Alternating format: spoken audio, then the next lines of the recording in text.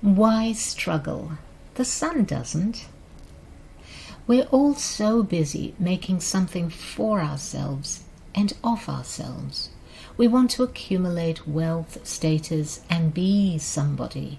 We rush around trying to achieve this and that. We act as if our life depended on it. Does it? No, it doesn't. But our ego, our conditioned mind, does depend on it. Very much so. We believe we're being responsible when what we are really doing is making sure that no one can accuse us of not pulling our weight, of depending on them, of taking more than we have worked for. How did we learn to think like this? Well, we've been learning it from childhood, haven't we? The main thing we have learned is that we are undeserving, not enough, and forever needing to prove and earn our worth, our place on this planet. Now imagine if we all stopped doing that. Imagine if we took the Indian greeting Namaste, which means the greatness and goodness, the divine and complete within me, salutes and honors the greatness and goodness, the divine and complete within you. Imagine if we took that greeting and its meaning seriously, literally. Imagine if we contemplated the fact that the sun shines without any effort on our part, that the earth spins without any effort on our part, that the genes that code our proteins do so without any effort on our part, that the air that we breathe is available without any effort on our part, that nerve cells fire across synapses without any effort on our part, that leaves photosynthesize without any effort on our part, that when we really think about it, life actually happens without any effort on our part.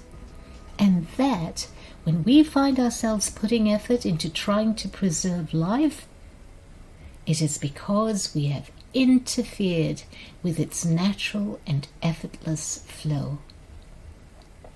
We have divided life up, which is naturally whole and integrated into compartments and categories for our collective and individual benefit.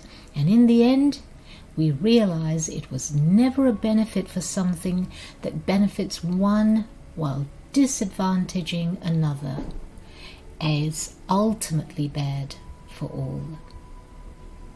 It contradicts the very nature of life.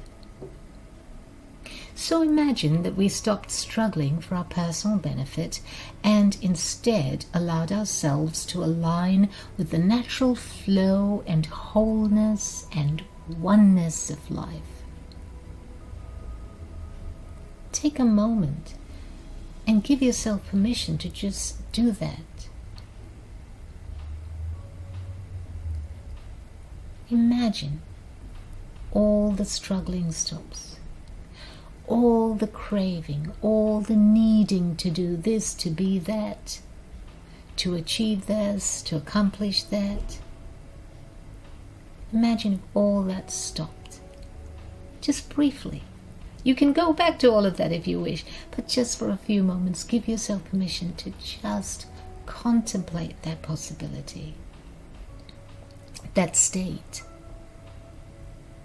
And imagine if each of us did this one person at a time, beginning with someone you think you know but don't really know, and that is yourself.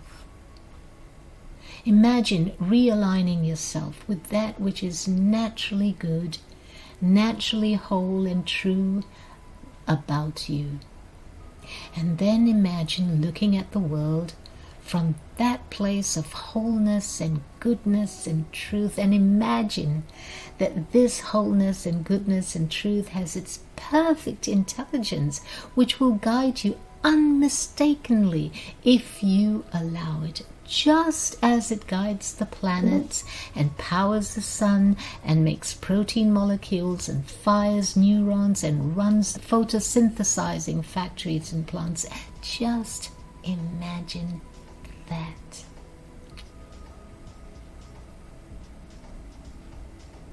Can you do that? Even if only a little teeny weeny bit. And then, when you've done that, intend it. I would like for this to be true. I would like for this to be so. I would like to be in this state. And then, after intending, allow it. If you do that once, you will find that for a few brief moments you will be in a totally different world. And if you did that every day, you will find that you are inhabiting a different world, a much nicer world, a much friendlier world, a much more peaceful world, a much more easeful, effortless world, a world of natural joy, peace, ease, flow, and unimaginable power, creativity, and prosperity.